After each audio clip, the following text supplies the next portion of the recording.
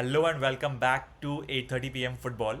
The Premier League, of course, returns this weekend after being away for the international break for the third consecutive month in a row, as you would, I suppose, expect from the year leading up to the World Cup. But this time, the great news is we're going to have 8 consecutive game weeks between now and 2nd Jan 2026.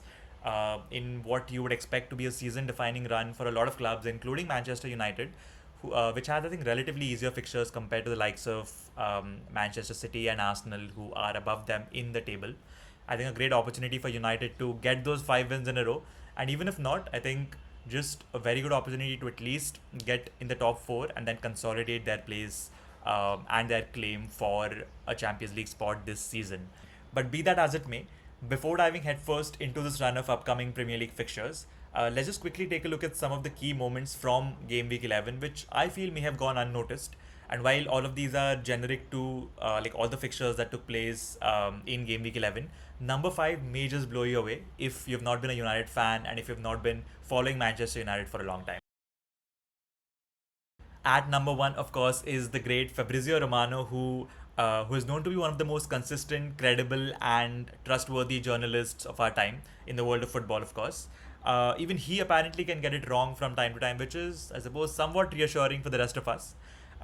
He, as you see, reported the game between Tottenham and United to have ended in a 2-1 victory for Tottenham, whereas De Ligt's extremely late header actually cancelled Richarlison's goal out and eventually meant that the game was drawn.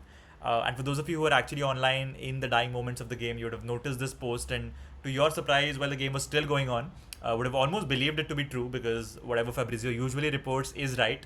But then the goal just came, and I mean, you just have to sort of believe that Fabrizio has made a mistake, which turned out to be the case. I suppose even people of Fabrizio's stature do get one wrong from time to time.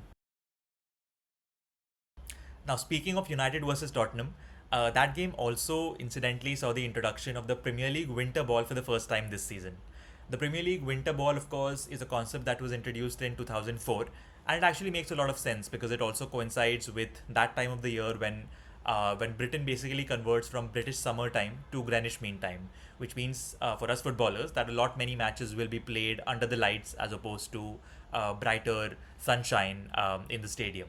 I think the only major change that occurs in the ball is in fact the color of the ball and a few other dynamics which visually make it more radiant, more bright in a way for the footballers to see under the lights. But if you are interested in what other changes in terms of the paneling of the ball and like in terms of the aerodynamics of the ball also occur, I am attaching a link to an article in the description. Now, what is particularly different about this year's Premier League Winter Ball is that for the first time in 25 years, it is neither Adidas nor Nike that is making this ball. It is in fact Puma that has the sole rights to the regular Premier League ball as well as the Winter Ball. Now, of course, I don't think there's going to be any major noticeable difference in the way things pan out in the Premier League, besides, of course, it being a big deal for Puma in general. But I think one of the greatest ball controversies that had happened as this World Cup approaches was the 2010 World Cup when the Jabulani was quite significantly different aerodynamically compared to previous World Cup balls. I think like a very small cohort of players actually had the opportunity of practicing with it significantly ahead of the World Cup that caused somewhat of a furore among some of the losing teams at least. Now, this one's actually a classic. While the 25-26 Premier League season has actually seen the return of the good old fashioned number nines, such as the likes of John Philippe Mateta, Nick Woltemade, who somewhat reminds you of the Peter Crouch of old. This season has also seen the return of the classic 2010s shithousery that made it such a fun affair to watch. There were a few reports when United visited Forest a few weeks back about how the away changing room at Nottingham Forest is quite old fashioned. It's quite small for the players. And it's not suited to the modern Premier League standards, which is in fact a tactic that they use to kind of make the away side quite uncomfortable. A similar tactic was used by Sunderland against Arsenal when they actually had the billboards, which are near the side of the pitch, moved inside so that the likes of Calafiori, Declan Rice cannot take their traditionally long run ups before taking the extremely deep throws that have led to quite a few goal scoring opportunities. Now, when Regis Lebris was asked about this tactic, this is what he had to say. I don't in the wind. No. Now, if that doesn't remind you of a typical Sean Dyche response back from the 2010s, I don't know what will. Now, all of us know Erling Haaland to be an extremely lethal finisher, and this season he's actually been on fire. He scored 35 goals in only 23 games for club and country. Now, what makes it even crazier is that he absolutely has not scored a single penalty goal this season, and that is not for the lack of penalties.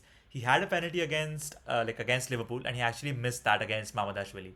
Now, the fun fact here is, out of the last six penalties that Haaland has taken, three of them have actually been misses. Out of the last six penalties, four have been in the exact same spot, which is slightly low and to the left of the keeper. Now, of course, Mamadashvili would have studied that in his research for penalties taken by Haaland.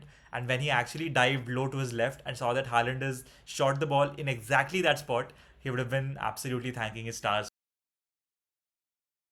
Now, this last bit of trivia is my personal favorite, and it is what some might call is the very definition of That's football heritage. Manchester United, in their away game against Forest, completed 88 years of having at least one homegrown academy player in their squad at all times. This streak was actually started back in 1937, if I'm not wrong, when a couple of their academy players featured against Fulham. And flash forward to 2025, I think it was 30th October when they played Forest, and have now completed 88 years of this tradition. The tradition, of course, was threatened when Kobe Mainu, the only academy player in the squad for Forest, was injured against Tottenham, and young Jack Fletcher was actually brought in to fill in his boots. Jack Fletcher was, of course, never expected to start or to even come on as a sub, despite having made a lot of appearances for the under 21s for the B side as well. But playing against Tottenham in a high stakes game, especially knowing that we never had the win sealed, or we were never like comfortably ahead, it was always a no brainer to just keep him as a sub.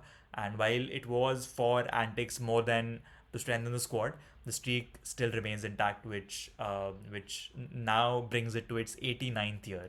All right, that's it for today. We'll of course have more previews leading up to game week 12 that will take place over the weekend. But till then, see you later.